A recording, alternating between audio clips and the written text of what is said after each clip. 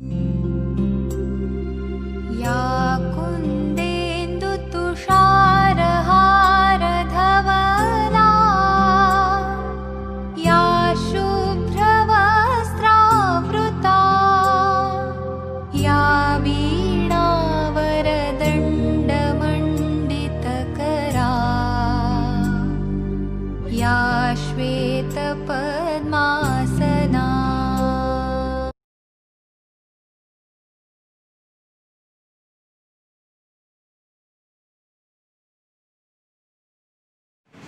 નમસ્તે, good morning બાળકો, કેમ છો? બધા મજામાં છો ને? આજે આપણે पाठ विषय हिंदी पाठ 11 उसमें है पाठ 11 कौन क्या करता है। यह पाठ में हमको क्या सीखना है कि कौन क्या करता है। એટલે આપણે ગુજરાતીમાં જોઈએ તો કોણ શું કરે છે આ પાઠમાં આપણને સમજાવેલું છે। तो હું તમને સમજ આપું છું, એ તમારે સમજવાનું છે। सबसे पहले सैनिक देश की रक्षा करता है। सैनिक क्या करता है? देश की, हमारे देश की रक्षा करता है। किसान खेत में खेती करता है। किसान क्या करता है? खेत में खेती करता है। देखो पेज नंबर 27 पे हमको इधर चित्र दिए गए हैं।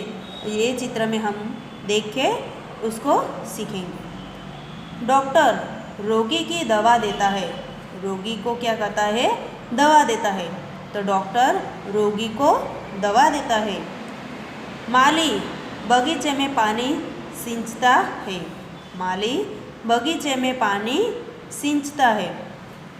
हलवाई हलवाई मिठाई बनाकर बेचता है। तो हलवाई क्या करता है? मिठाई बनाकर बेचता है। दर्जी कपड़े सीता है। दर्जी क्या करता है? कपड़े सीता है। धोबी कपड़े धोता है। धोबी क्या करता है? कपड़े धोता है। शिक्षक छात्रों को पढ़ाता है। शिक्षक छात्रों को पढ़ाता है। डाकिया डाक बांटता है। डाकिया यानी આપણે ગુજરાતીમાં શું કહેવાય? डाकिया એટલે પોસ્ટમેન। तो पोस्टमेन શું કરે છે? डाकिया डाक बांटता है, पोस्ट આપે છે। આવી રીતના એકવાર આપણે ફરીથી સમજી લઈએ कि सैनिक देश की रक्षा करता है।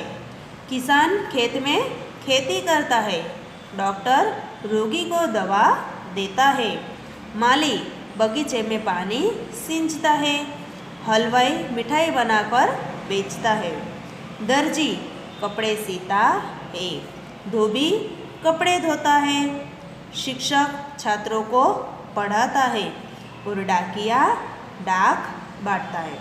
उसी तरह ऐसे अलग अलग जो व्यक्ति है उनका वो क्या करते हैं वो हमको पता है। अभी कौन क्या करता है वो हमको समझ में आ गया। अभी हम नीचे स्वाध्याय में देखेंगे। कोष्ठक में दिए हुए शब्दों से पेशेकर व्यक्ति का नाम चुनकर चित्रों में नीचे लिखो। इधर हमको चित्र दिए गए हुए, उसके नीचे कौंस में क्या दिया है? शब्द हमको दिए हैं, उनका जवाब इधर हमको दिया है। वो चित्र देखकर हमको क्या लिखना है? उसका जवाब लिखना है। तो चलो सबसे पहले चित्र कौन सा है? सैनिक का। कौन सा है चित्र? सैनिक का। तो सैनिक क्या करता है? देश की रक्षा करता है। तो हमको क्या करना है? चित्र कौन सा चित्र है? सैनिक का। तो कौंस में देखना है, कोष्ठक में सैनिक शब्द का है, ए रहा बराबर। तो हमको क्या लिखना है इधर? सैनिक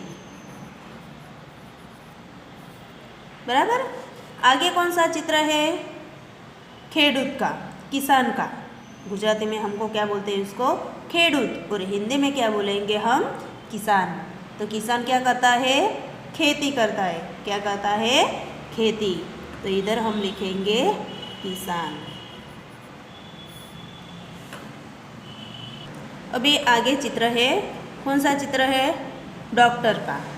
डॉक्टर का चित्र है। तो डॉक्टर क्या करता है? रोगी को दवा देता है। क्या करता है? उसका काम क्या है? रोगी को दवा देना।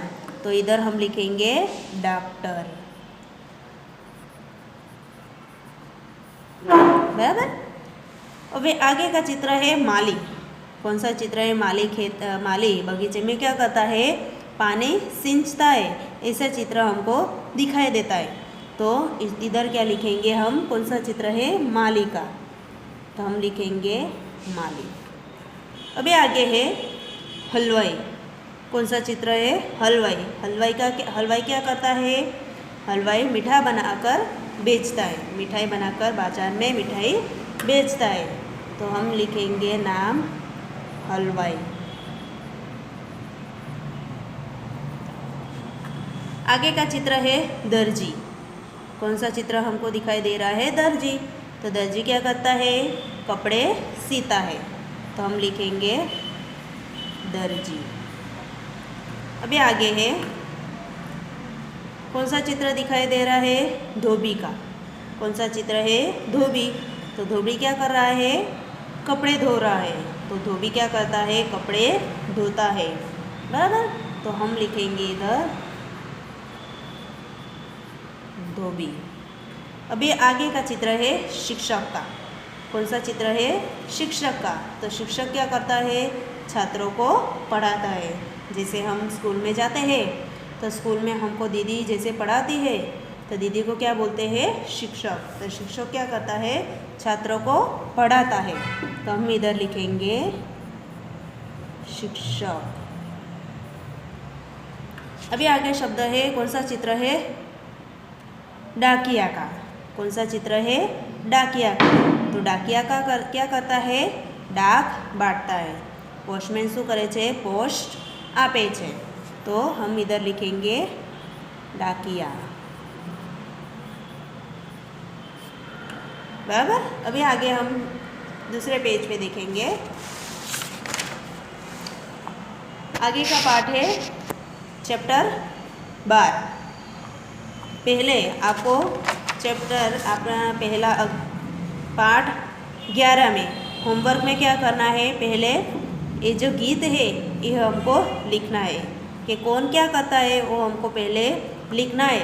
और उसके बाद क्या लिखना है? ये स्वाध्याय। चित्र नहीं बनाना है, सिर्फ ये नाम लिखने हैं। बराबर। ओके। पहले क्या करना है? सूचना लिख देनी है, कौन में शब्द लिखना है और जवाब लिखना है। એટલે આ શું છે? હોમવર્ક। ઓકે। અને આ પણ લખવાનું છે। પહેલાં શું કરવાનું? સૌથી પહેલાં પાઠનું નામ આપવાનું, પછી આ ગીત લખવાનું જે આપણને આપેલું છે એ, અને સ્વાધ્યાય। હવે પાઠ 12 સપ્તાહ કે દિન। સપ્તાહ એટલે સપ્તાહને શું કહેવાય? કે 7 વારના નામ। આપણે અઠવાડિયાના દિવસો। સપ્તાહ એટલે અઠવાડિયા। તો અઠવાડિયાના કેટલા દિવસ હોય? કેટલા હોય? 7। तो सप्ताह के कितने दिन होते हैं? 7 दिन होते हैं। कितने दिन?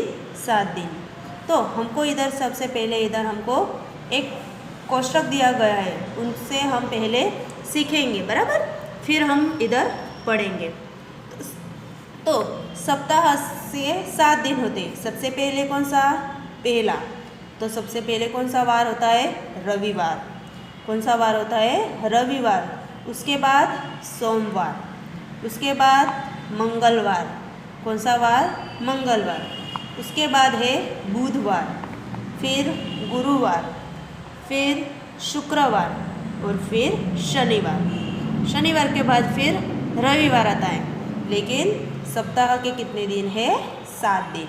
कितने दिन है? 7। हमको याद होना चाहिए कि सप्ताह में कितने दिन आते हैं? 7 दिन। और कौन से वार के बाद कौन से वार आता है ये हमको याद होना चाहिए। तो अभी मैं आपको पढ़ाती हूँ, आपको ध्यान देना है। चलो बच्चों, हम पहले इधर दिखेंगे पेज नंबर 28 पे आपको ध्यान देना है। पहला दिन है रविवार। पहला दिन कौन सा है? रविवार है। पहला दिन कौन सा है? रविवार। इसके बाद है सोमवार। इसके बाद कौन सा वार है? सोमवार। सोमवार के बाद मंगलवार। सोमवार के बाद मंगलवार। इसके बाद बुधवार है। इसके बाद है बुधवार, यानी मंगलवार के बाद क्या है? बुधवार। अगला दिन है गुरुवार। बुधवार का अगला दिन, मतलब उसके बाद कौन सा दिन है? गुरुवार। इसके बाद शुक्रवार, बाद में क्या आता है? शुक्रवार। गुरुवार के बाद में क्या आता है? शुक्रवार। इसके बाद शनिवार, फिर आता है रविवार। फिर क्या आता है? रविवार। शनिवार के बाद फिर क्या आता है? रविवार। रविवार छुट्टी का वार, 7 दिनों का है सप्ताह। कितने दिनों का है सप्ताह? 7 दिनों का। तो हमको याद होना चाहिए कि किसके बाद में क्या आता है। तो सोमवार, रविवार, सोमवार, मंगलवार, बुधवार, गुरुवार, शुक्रवार, शनिवार, फिर रविवार। बराबर। इसी तरह सप्ताह सप्ताह सप्ताह होके एक महीना होता है, और महीने 12 महीने होते। 12 महीने के बाद क्या होता है? एक वर्ष होता है, यानी एक वर्ष 7 सप्ताह। तो एक महीने में कितने सप्ताह आते हैं? 4 सप्ताह। कितने महीने सप्ताह आते हैं? 4 आते हैं और 5 सप्ताह आते हैं। तो इसी तरह 5 सप्ताह मिलकर एक महीना बनता है, और 12 महीने मिलकर एक वर्ष बनता है। इसी तरह अब हम स्वाध्याय देखेंगे। अनुलेखन करो। अनुलेखन यानी हमको देख देख के लिखना है, लेकिन एकदम सुंदर अक्षर में, एकदम सुंदर और स्वच्छ अक्षर में लिखते हैं, उसे क्या बोलते हैं? अनुलेखन। क्या बोलते हैं? अनुलेखन। हमको देख देख के ही लिखना होता है, लेकिन एकदम स्वच्छ और एकदम सुंदर अक्षर में लिखना है। प्रश्न 2 हम देखेंगे। खाली जगह भरो। खाली जगह हमको दिया है। सप्ताह का पहला दिन खाली जगह है। सप्ताह का पहला दिन कौन सा है? रविवार। हमको ऊपर दिया गया है, तो हम देख के उसको करेंगे, लेकिन अभी देख के करेंगे, लेकिन बाद में हमको याद होना चाहिए। तो सबसे पहले कौन से दिन की सप्ताह की शुरुआत होती है? रविवार से। कौन से वार से? देखो हमको इधर दिया गया है। रविवार, सोमवार, मंगलवार, बुधवार, गुरुवार, शुक्रवार, यानी फिर शनिवार। तो सप्ताह का पहला दिन रविवार। सप्ताह का पहला दिन कौन सा वार? रविवार। सप्ताह का आखिरी दिन कौन सा? आखिरी, छेल्ला दिन कौन सा है? शनिवार। तो आखिरी दिन शनिवार। खाली जगह के पहले मंगलवार आता है। खाली जगह के पहले मंगलवार आता है। तो मंगलवार के पहले कौन सा वार आता है? सोमवार, फिर मंगलवार। तो मंगलवार के पहले कौन सा आता है? सोमवार। सॉरी, कि मंगलवार के पहले कौन से वार आता है? तो कौन से वार के पहले मंगलवार आता है? तो कौन से वार के पहले? बुधवार। बुधवार के पहले कौन से वार आया? मंगलवार। देखो कि खाली जगह के पहले मंगलवार आता है, तो कौन से वार के पहले मंगलवार है? तो बुधवार के पहले मंगलवार है। तो इधर क्या आएगा? बुधवार।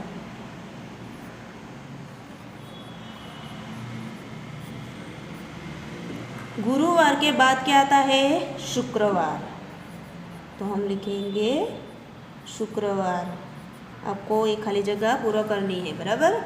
खाली जगह के पहले शनिवार आता है। खाली जगह के पहले शनिवार आता है। तो शनिवार तो छेल्ला दिन है। उसके बाद फिर क्या आएगा? रविवार। तो रविवार के पहले क्या आता है? शनिवार। तो हम लिखेंगे इधर रविवार। एक सप्ताह में खाली जगह दिन होते हैं। तो एक सप्ताह में कितने दिन होते हैं? 7 दिन। कितने दिन? देखो हम इधर गिनती करते हैं। 1 2 3 4 5 6 7। तो सप्ताह के कितने दिन हुए? 7 दिन। हम इधर लिखेंगे 7। बराबर। इसी तरह 12वां पाठ हमारा इधर पूरा होता है। तो होमवर्क में क्या लिखना है? हम पाठ का नाम और हेडिंग डालनी है, और ये जो शब्द है ये हमको लिखना है। जिसको ये बनाते आएगा उसने नोट में ये बनाना है। बराबर। जिसको आएगा वो बनाएगा, जिसको नहीं आएगा उसने क्या करना है? ये बनाना है और स्वाध्याय लिखना है नोट में। बराबर।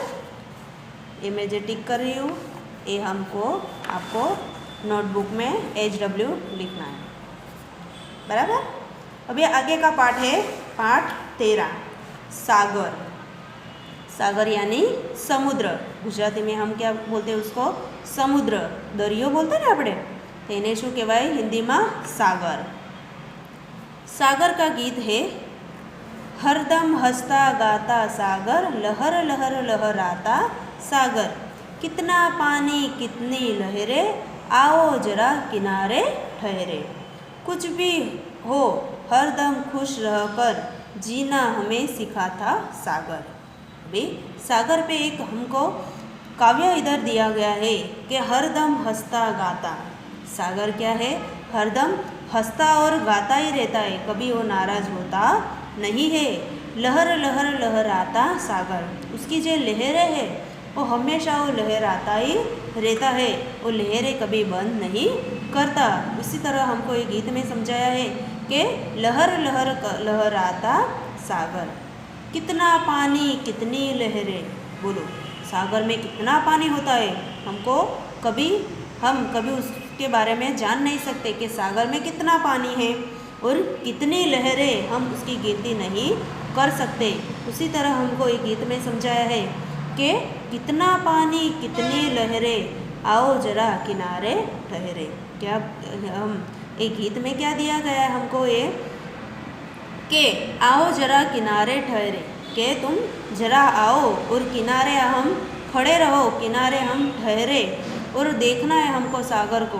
तुम सागर किनारे कभी गए होगे तो सागर किनारे कौन से, हम जैसे डुमस है, उभराट है, बराबर, उसी तरह हम उस स्थल पर हम जाएंगे तो हमको वो किनारे पर हम ठहरेंगे तो हमको पता चलेगा कि कितना पानी कितनी लहरें, कुछ भी हो हरदम खुश रहकर, कि जो सागर है वो कुछ भी हो जाए, कुछ भी हो हरदम वो खुशी रहता है।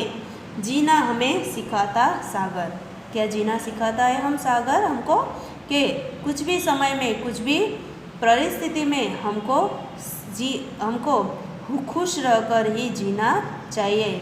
सागर हमको यह सिखाता है कि हमको किसी भी समय में किसी भी परिस्थिति में, खराब परिस्थिति हो या अच्छी परिस्थिति हो, कुछ भी समय में हमको हमेशा खुश रहना चाहिए और हमेशा हंसते रहना चाहिए। इसी तरह सागर हमको सिखाता है।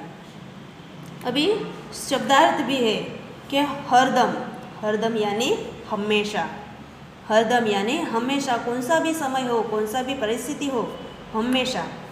हंसना यानी हसવું, लहर यानी मोजू, જે મોજા આવે ને એને શું કહેવાય હિન્દીમાં લહર, લહેરા। પાણી એટલે પાણી, ઠહરના એટલે થોભવું, ઠહરના એટલે થોભવું, એટલે કે તા આપણે દરિયા કિનારે આપણે ઊભા રહીને જોઈએ તો આપણને ખબર પડે કે દરિયામાં કેટલું પાણી છે, કેટલી લહેરે છે, એના કેટલા મોજા છે એ આપણને ખબર પડે। હમે યાની આપણને, હમે યાनी આપણને ખબર હોવી જોઈએ કે આપણને કોઈ પણ પરિસ્થિતિ આવે એ પરિસ્થિતિમાં આપણે હસતા રહેવું જોઈએ। હવે આગળ છે સ્વાધ્યાય, अनुलेखन करो। क्या करना है हमको, ये जो वाक्य हमको दिए गए हैं उसका क्या करना है, अनुलेखन करना है। पहला वाक्य है सागर हरदम हंसता गाता है। सागर क्या करता है, हरदम हंसता गाता है। सागर लहराता है, सागर हमें जीना सिखाता है। ये तीन जो पंक्ति है, जो वाक्य है, ये वाक्य आपको इधर लिखना है एकदम अच्छे शब्द में और अच्छे एकदम राइटिंग में आपको लिखना है। हिंदी शब्द के सामने गुजराती शब्द लिखो। देखो हिंदी शब्द हमको दिए गए हैं और इसके सामने क्या करना है, गुजराती शब्द लिखना है। अभी हिंदी में है पानी, तो पानी, तो गुजराती में हम कैसे लिखेंगे, पानी। लहरे, लहरे यानी मोजू, मोजा हो ने। हंसना यानी हसવું, हंसना यानी हसવું, और हमें यानी આપણને। बराबर, आ शब्द तमारे गुजराती में लखवानुं छे। समझो और लिखो, ये वाक्य हमको दिए गए हैं, आगे हमको लिखना है। एक और अनेक, एक वचन और अनेक वचन। एक यानी एक होगा उसको एक, और अनेक मतलब एक से ज़्यादा हो गए उसको क्या बोलते हैं, अनेक। तारा, तारा एटले एक ज, और तारे, तारे यानी अनेक, बहुत सारे होंगे उसको क्या बोलेंगे हम? तारे। और एक ही हमको आकाश में तारा दिखेगा तो हम क्या उसके बोलेंगे? तारा, बराबर। किनारा, किनारा यानी एक ज किनारा, और किनारे यानी खूब सारे किनारे। बच्चा तो क्या आएगा? बच्चे, क्या आएगा? बच्चा यानी एक बच्चा, और बच्चे यानी एक से ज़्यादा, तो हम इधर लिखेंगे बच्चे। पत्ता तो पत्ते, खिलौना तो खिलौने। मैं समझा रही हूँ, ये शब्द आपको लिखना है, बराबर। रास्ता तो रास्ते, रास्ता रास्ते। लड़का लड़के, लड़का यानी एक लड़का, और लड़के यानी अनेक। छाता छाते, सागर का क्या होता है? सागर ही होता है। बालक तो बालक का बालक। फूल, फूल का क्या होगा? फूल, फूल का फूल। शहर शहरे, शहर शहरे। पेड़ पेड़ों, पेड़ तो पेड़। फल फलों, फल तो फल। बेल का क्या होगा? बेल ही होगा, बराबर जी। ये शब्द है, ये शब्दों का अनेक शब्द हम करेंगे, फिर भी उसका नाम क्या आएगा? यही नाम आएगा। शहर तो शहर, पेड़ पेड़, फल फल, बेल बेल, किसान किसान, बराबर। अभी आगे उदाहरण में है लहर लहरे, लहर लहरे। रे लकर उसके बाजू में टपका देना है, बराबर। बहन बहने, किरण किरणे, कैसे लिखेंगे हम? किरण किरणे, इसी तरह आपको लिखना है। सड़क सड़के, सड़क सड़के। पुस्तक पुस्तकें। Pencil पेंसिलें, pencil पेंसिलें।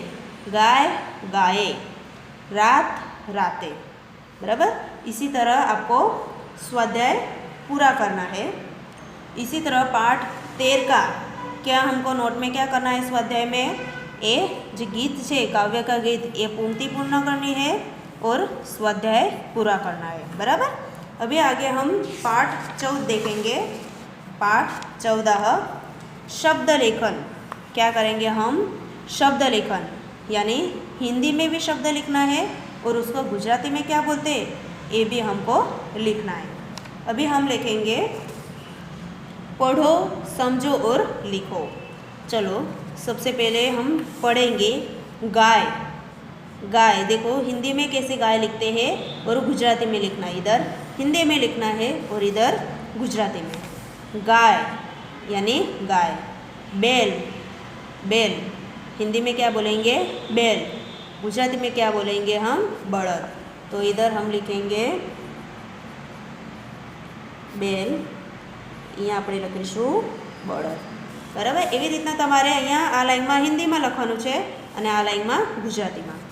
ચૂહા, ચૂહા ગુજરાતીમાં શું કહેવાય? ઉંદર। હાથી એટલે હાથી। હિરણ, હિરણ એટલે હરણ, હરણને હિન્દીમાં શું કહેવાય? હિરણ। પછી છે ઘોડા, શું છે? ઘોડા। શેર, શેર यानी સિંહ। ગધા, ગધા यानी ગધેડું। આપણે ગધેડીનું શું કે ગધેડુંને શું કહેવાય? ગધા। ઊંટ, ઊંટ એટલે ઊંટ। બંદર, બંદર यानी વાંદરો, બંદરને શું કહેવાય? વાંદરો। બકરી એટલે બકરી। કુત્તા એટલે કૂતરો। ભેંસ એટલે ભેંસ। ભેંસા એટલે પાડો, આપણે કહીએ ને ભેંસને પાડો। બાઘ, બાઘ એટલે વાઘ। ખરગોશ, ખરગોશ એટલે સસલું। ભાલુ એટલે રીંછ, રીંછને હિન્દીમાં શું કહેવાય? ભાલુ। ચિતા, ચિતા એટલે ચિત્તો। ભેડિયા, ભેડિયા એટલે વરુ। લીમડી, લીમડી એટલે શિયાળ, શિયાળને હિન્દીમાં શું કહેવાય? લીમડી। ભેડ એટલે ઘેટું, ઘેટુંને હિન્દીમાં શું કહેવાય? ભેડ। તો તમારે પેજ નંબર 30 પર શું કરવાનું છે? આ બાજુ હિન્દીમાં લખવાનું છે અને આ બાજુ શું કરવાનું છે? ગુજરાતીમાં। જે રીતનું ઉદાહરણ આપણને આપેલું છે એ પ્રમાણે આપણે લખવાનું છે। હવે આગળના પેજના પણ આપણે એવી જ જ કરવાનું છે. શબ્દ પહેલાં આપણે વાંચન કરીશું. કિસાન, કિસાન એટલે ખેડૂત, કિસાન એટલે ખેડૂત. પછી છે સુનાર, સુનાર એટલે અહીંયા આપણને વ્યવસાયકારોના નામ આપેલા છે. સુનાર એટલે સોની. ધોબી એટલે ધોબી. નાઈ એટલે હજામ, હજામને શું કહેવાય? નાઈ. હલવાઈ, હલવાઈ એટલે કંદોઈ, જે મીઠાઈ વેચે છે એને શું કહેવાય? હલવાઈ. માલી એટલે માળી. તેલી એટલે ઘાંચી. રાજગીર એટલે કડિયો, કડિયાને શું કહેવાય હિન્દીમાં? રાજગીર. દરજી એટલે દરજી. મોચી એટલે મોચી. પંસારી એટલે ગાંધી. લોહાર એટલે લુહાર. પછી છે કુંભાર, કુંભાર એટલે કુંભાર. અહીંયા આપણે મીંડું મૂકીએ અને હિન્દીમાં શું કરવાનું? મ લખવાનું. સૈનિક એટલે સૈનિક. ડાકિયા એટલે ટપાલી, ડાકિયા એટલે ટપાલી.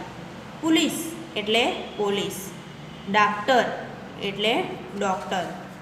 શિક્ષિકા, હિન્દીમાં ગુજરાતીમાં શું કહેવાય? શિક્ષિકા. ઠઠેરા એટલે કંસારી, કંસારો. ઠઠેરા એટલે કંસારો. બઢઈ, બઢઈ એટલે સુથાર, બઢઈ એટલે સુથાર. સપેરા, સપેરા એટલે મદારી. અને ઘડી સાજ એટલે ઘડિયાળી, જે ઘડિયાળ રિપેર કરે એને શું કહેવાય?